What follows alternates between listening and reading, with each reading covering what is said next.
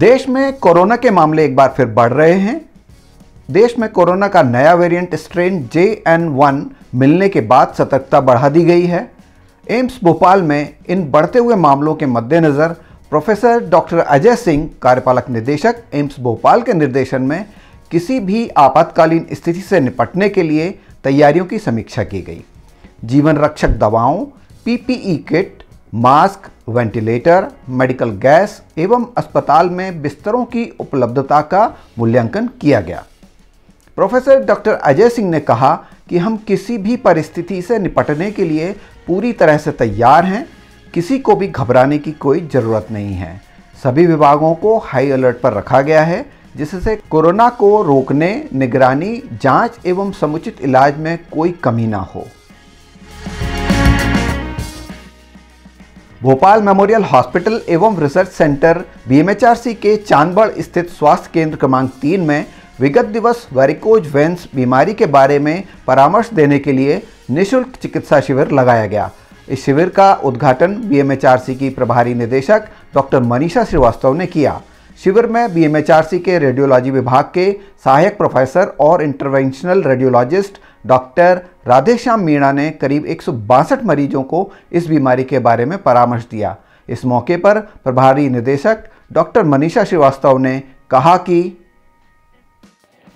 BMHRC में 8 outreach centres हैं, जैसे अर्बन हेल्थ केयर सेंटर्स हैं, जहाँ पर मरीज आते हैं और उनका मुफ्त में इलाज होता है। आज वहाँ पर मिनी यूनिट 3 या जिसको आउटरीच सेंटर मिनी यूनिट 3 बोलते हैं चांदबड़, वहाँ पर एक वेरिकोज वेन्स जो नसों में सूजन आ जाती है उसके लिए एक कैंप हुआ और काफ़ी संख्या में मरीज़ों ने इसमें भाग लिया। और जो बेसिकली इसमें लॉन्ग टर्म जब खड़े रहने का, लंबे समय तक खड़े रहना हो, जैसे कुक्स हैं, ट्रैफिक पुलिस है और कई बार डॉक्टर्स हैं, मेनली जिनको ज़्यादा देर तक खड़े रहते हैं, महिलाएं हैं जो खाना देर तक बना के खड़े होकर बनाती हैं, उन लोगों को सबको इसमें जो है नसों में बैक फ्लो होने की वजह से सूजन आ जाती है, बहुत ज़्यादा दर्द भी होता है और तकलीफ़ होती है। तो ऐसे मरीज़ों को ज्ञान देना कि ऐसा ना हो, इसके लिए उनको क्या करना है और बिना चीड़ फाड़ के उनका इलाज करना, इसी मंशा से आज रेडियोलॉजी विभाग ने लेज़र तकनीक से इसका इलाज करने हेतु मरीज़ों को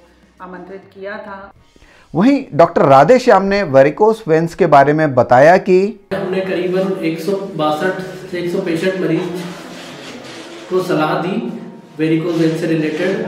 मरीजों में हमने जो लक्षण उन्हें पाए गए वेरिकोज वेन्स से रिलेटेड, उसके उपचार के लिए क्या कर सकते हैं, जैसे कि कंप्रेशन स्टॉकिंग पहनना, ज़्यादा लंबे टाइम तक खड़े ना रहना, और आगे जो वेरिकोज वेन जिनमें टिपिकल थी और साथ में कलर डॉक्टर की स्टडीज उनके साथ थी, उनको भविष्य में लेजर ट्रीटमेंट के लिए भी सलाह दी गई।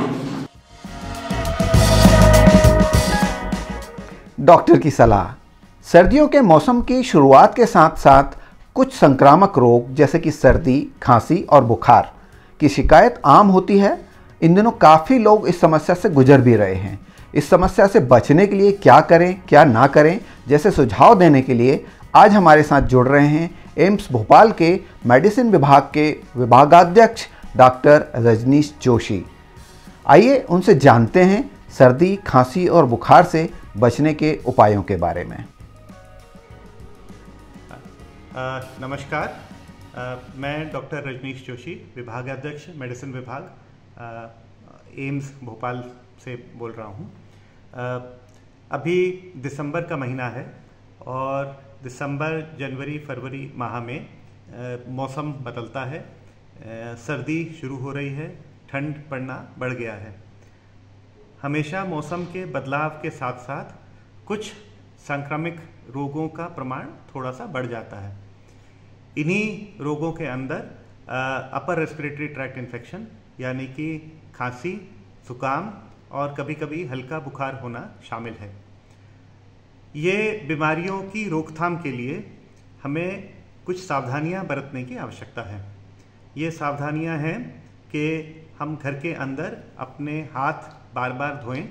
घर से जब काम से अपने घर पे आ रहे हैं तो सबसे पहले हाथ धोएं और हाथों को साफ रखें, और शौच करने के बाद, खाना खाने से पहले और दिन में कम से कम 2-3 बार हम हाथों को ज़रूर धोएं। अगर घर में किसी व्यक्ति को खांसी, सर्दी या जुकाम है तो वो व्यक्ति अपने हाथ और अधिक बार धो सकता है। इससे जो कीटाणु हैं वो एक व्यक्ति से दूसरे व्यक्ति में नहीं फैलते हैं।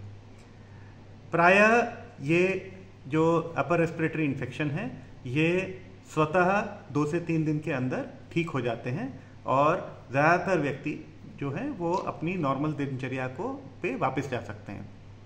कुछ लोगों में और कुछ प्रकार के ऐसे कीटाणु हैं जो ठीक होने में थोड़ा सा लंबा समय लेते हैं।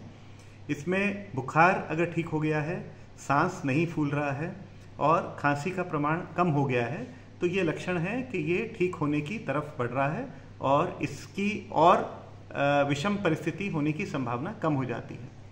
कुछ लोग जिनको पहले से कुछ बीमारियां हैं उन लोगों में अगर सांस फूलने लग रहा है या फिर खांसी का प्रमाण बढ़ गया है, उनको अगर 3 से 5 दिन के अंदर ठीक नहीं हो रहा है तो ज़रूर डॉक्टर के पास जाना चाहिए, बस देखने के लिए कि कहीं ये अपर रेस्पिरेटरी ट्रैक्ट इन्फेक्शन की बजाय कोई निमोनिया तो नहीं है।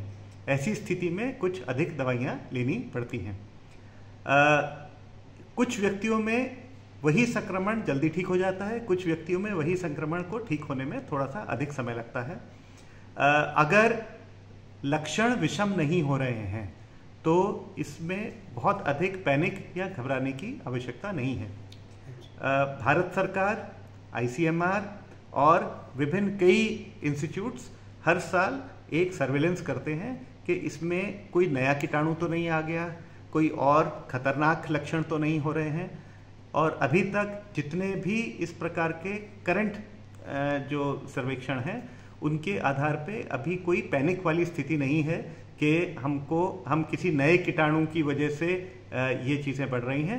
ये हर साल मौसम बदलते के समय कुछ इन्फेक्शंस बढ़ते हैं। उम्मीद है आप सब अपने आप को स्वस्थ रखेंगे। धन्यवाद।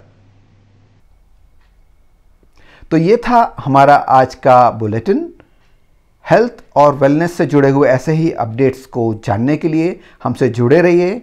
और अगर ये हमारा चैनल आपको पसंद आ रहा है, हमारे अपडेट्स आपको पसंद आ रहे हैं, तो आपसे पुनः एक बार निवेदन है कि इस चैनल को अवश्य सब्सक्राइब कर लें ताकि ऐसे ही और अपडेट्स आपको लगातार मिलते रहें। जल्दी ही मिलते हैं एक और नए अपडेट्स के साथ। तब तक के लिए धन्यवाद। जय हिंद। Thanks for watching.